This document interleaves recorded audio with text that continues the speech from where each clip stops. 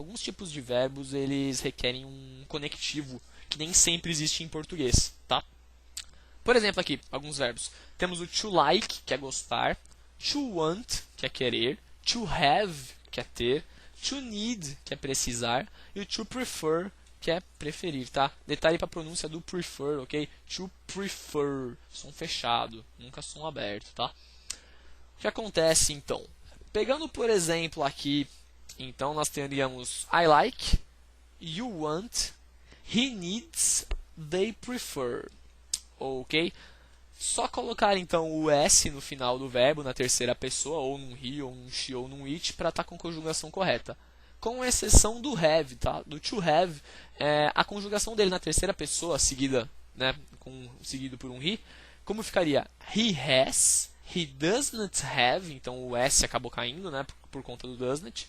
Does he have? Mesmo esquema, então eu tiro o S porque eu tenho um does na frente. Ele é um verbo com uma conjugação irregular, ok? Existem alguns verbos no qual a conjugação muda. O have é um deles, tá?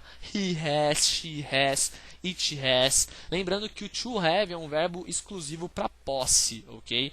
Então eu tenho um livro, eu tenho um carro, eu tenho um armário. Você vai usar nesse sentido aí. Mais para frente, em outra aula, a gente vai falar um pouco sobre a expressão que é existir, tá? Quando existe algum evento, existe alguma coisa ocorrendo, ok? Voltando aos exemplos, então, colocando um complemento, aqui nós temos I like bread, you want an apple, he needs cheese, they prefer hot milk. Eles preferem leite quente. Focando então em alguns outros verbos aqui também, então nós temos o to study, que é estudar, o to read, que é ler, o to write, que é escrever, e o to play, que é jogar, tocar, ok?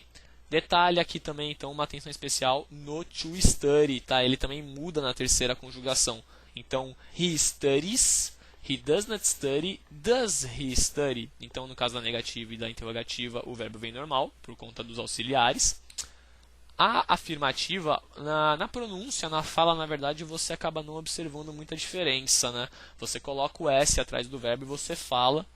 Normal, a pessoa vai entender bem. É mais tomar uma atenção especial na escrita, tá? Então, ele não vai ficar com YS no final. Você vai tirar o Y, colocar um IES no final dessa frase, ok? Por que eles merecem uma atenção especial, esses verbos, no quadradinho da esquerda, tá? Um exemplo de verbo. Tenta pensar nessa ideia, ok? Na seguinte ideia. Dois verbos em inglês, eles não podem encostar, ok? De certa forma, eles podem encostar, mas alguma coisa na conjugação de um deles vai ter que mudar para que isso possa ocorrer. No caso, para eles não encostarem, nós temos que usar um auxiliar entre eles, ok? Por exemplo aqui, I like to eat bread, então o to está separando o like e o eat. You want to study, você quer estudar, o to separando o want do study. He needs to play, o to separando o needs do play. E they prefer to drink hot coffee, o to separando o prefer do drink, tá? O que acontece? Uma outra forma mais fácil de você decorar é você pode desmontar a frase e ir brincando com as palavras e tentando encaixá-las de volta. Por exemplo, se eu fosse falar comer, né? Comer é to eat, beleza? Eu gosto é I like. I like. Eu gosto. Comer, to eat. Então, eu só tenho que colocar na ordem correta. I like, eu gosto. Comer, to eat. I like to eat. Então, ele encaixa no final da frase como se fosse um fragmento só, esse to eat. Tá? Eu gosto de comer. Nós temos esse de em português, né? Não existe esse de no inglês, ok? Então, se eu falar que eu gosto de pão, I like bread. Eu gosto de maçã, I like apple. Se você procurar no Google Tradutor ou qualquer dicionário, ele vai dar a tradução desse D como off, ok? Que é o OF. I like of apple está errado, está muito errado, fica muito feio, tá? Então é interessante já você também se atentar a esse detalhe aí. I want bread, I like bread, tá? Esses Ds que existem em português, não só os Ds, tá? Mas também muitos Qs, eu tenho que, eu prefiro que. Muitos desses Qs eles também não existem no inglês, eles acabam sumindo. O inglês é uma língua um pouco simples, e na verdade ele é bem mais simples que o português, se comparado ao português. por conta disso aí. Você pode muitas vezes colocar as palavras direto, elas vão se ligando sozinhos, sem a necessidade de preposições ou auxiliares no meio. Ok?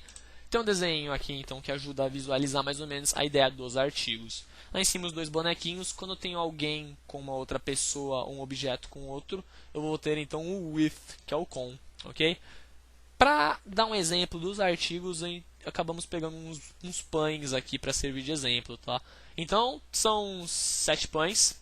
Nós temos o The Big Bread, que é o pão grande. Então, é aquele em específico, somente aquele é um pão grande. Então, a qualidade vindo antes, né? Big Bread. E The Big Bread, porque é o pão grande. É um só, ok? No canto direito tem dois pãezinhos aí, então, que estão meio marrons, né?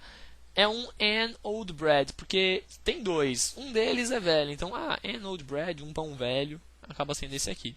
Tem o the small bread, que é o do meio, da mesma forma que temos um só que é muito grande, nós temos um só que é muito pequeno. Então é esse the small bread, que é o pequenininho. Ok? E nós temos um pão qualquer. A bread é um dos pães que tem por lá, então, que acaba sendo esse primeiro, no caso, que é o que está em destaque. Ok? Pessoal, espero ter ajudado aí, então, nessa questão dos conectivos, que é muito importante para auxiliar a estruturação de qualquer frase. Sem conectivos, sem as preposições corretas, principalmente no meio dos verbos, você pode até, às vezes, dar uma impressão errada quando você está querendo comentar alguma ação, ou então focar em alguma ação numa frase, ok? Também é interessante saber como juntar as coisas com as preposições o with, o and, o but. Tá? Então eles são muito importantes aí para você poder montar uma frase legal em inglês. Ok? Beleza, galera? Então é isso aí. Brigadão e até a próxima aula.